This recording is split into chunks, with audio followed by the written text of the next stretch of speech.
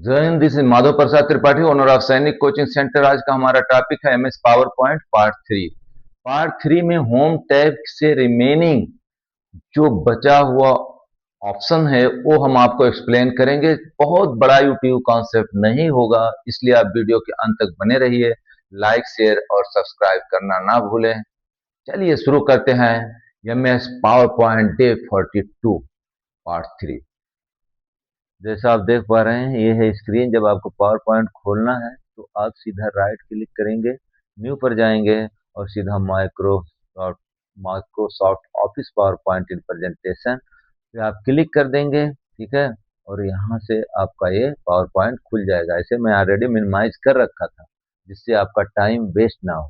ठीक है, मैंने अपने प्रीवियस यूट्यूब कॉन्सेप्ट में आपको समझा दिया था कि होम टैब का format, cut, copy, paste, new slide, layout, reset, delete क्या होता है। इसकी जानकारी के लिए आप प्रीवियस यूट्यूब कॉन्सेप्ट डे 42 जरूर देखें, आप समझ जाएंगे। आज इसके आगे हम समझेंगे। जो स्टूडेंट्स हमारे एमएस वर्ड अच्छी तरह और एक्सेल सीखे हैं उन्हें ये समझना बहुत इजी लगेगा, क्योंकि होम टैब बहुत कुछ मिलता जुलता है वहां से। तो आप देखिए, बोल्ड करना है तो यहाँ लिखा पावर पॉइंट डे 3। कुछ नहीं करना है आपको, बस सेलेक्ट कर लेना, बोल्ड पे क्लिक कर देंगे तो बोल्ड हो जाएगा। ठीक है, जैसे यहाँ पे क्लिक करेंगे बोल्ड हो जाएगा। और बोल्ड से फिर इटैलिक करना है आपको, यहाँ से इटैलिक हो जाएगा। ठीक है, इटैलिक मीन्स होता है थोड़ा सा राइट साइड में टेढ़ा हो जाता है। और अंडरलाइन क्लियर है, नीचे एक लाइन आएगी। ठीक है, यहाँ आ गए।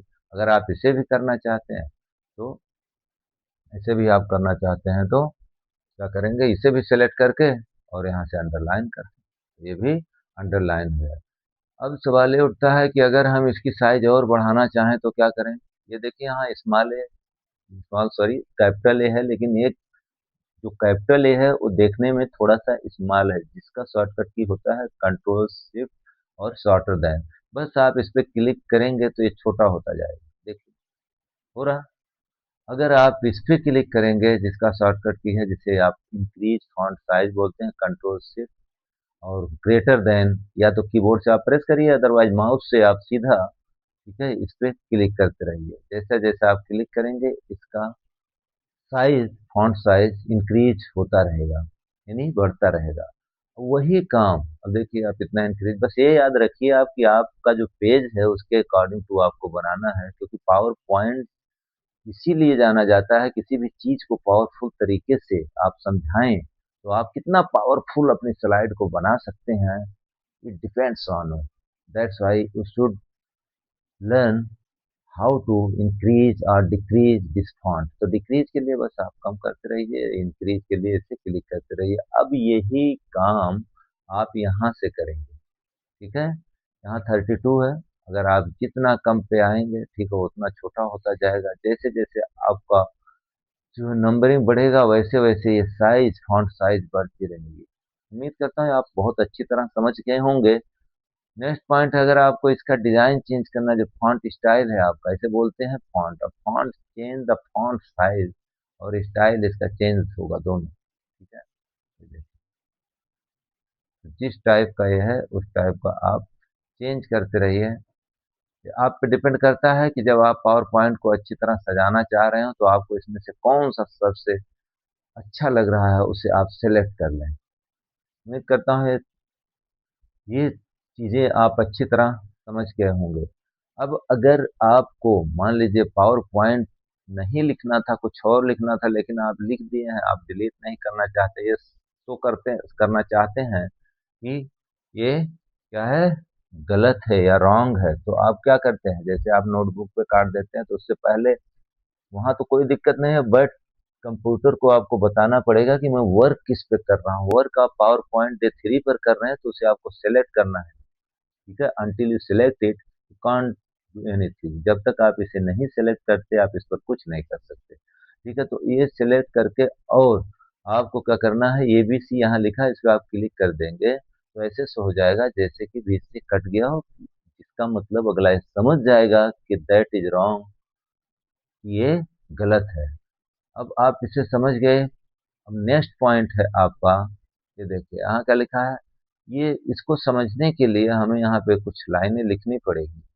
ठीक है, अगर मैं कुछ लाइनों क्या है इसी को जो मैं यहाँ पे सैनिक कोचिंग सेंटर है, इसी लाइनों को अगर मैं आपको टाइम बचाने के लिए और खुद का समय बचाने के लिए सिर्फ सीखने के लिए हम अगर चाहें तो इसी को क्या करेंगे हम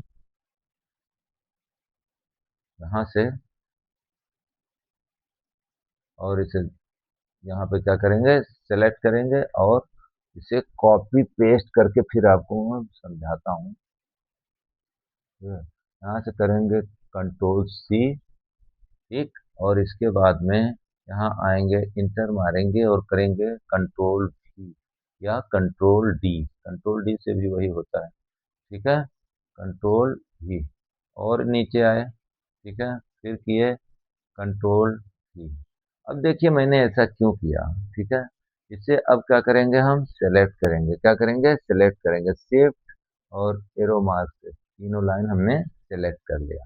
चलते हैं होम टैब पे, कहाँ होम टैब, जो हम सिखा रहे हैं ये क्या है, ये पावर पॉइंट प्रेजेंटेशन डे 3 का होम टैब है, जिसमें आपको मैं ये बताऊंगा कि ये जो डबल ए लिखा है जिसे चेंज केस कहते हैं इसका काम, इसके बगल में सॉरी ये जो है आपका जिसे करेक्टर स्पेसिंग कहते हैं, ये जो करेक्टर्स हैं, करेक्टर किसे कहते हैं, जैसे एस ए आई एन आई के लिखा है दीज आर द करेक्टर्स, इस करेक्टर्स को हम क्या करते हैं जब हम इस पे लूज करते हैं तो क्या होता है इसमें गैप होगा, देख रहे हैं ना, तो बीच में थोड़ा गैपिंग के लिए आप लूज करते हैं, ठीक है, और वेरी लूज कर दिए और ज्यादा गैपिंग होगा, ठीक है, साथ में देखिए उसकी साइज भी इंक्रीज हो रही है, लेकिन आप साइज इंक्रीज मत देखिए, आप ये देखिए गैप हो रहा है कि नहीं, और इसके बाद में वेरी लूज हो गया, अब नॉर्मल पे आप करेंगे, ठीक है, तो करने से पहले मैंने अभी तुरंत बताया था कि कुछ भी करने से पहले आपको क्या करना होता है सेलेक्ट करना होता है, ठीक है,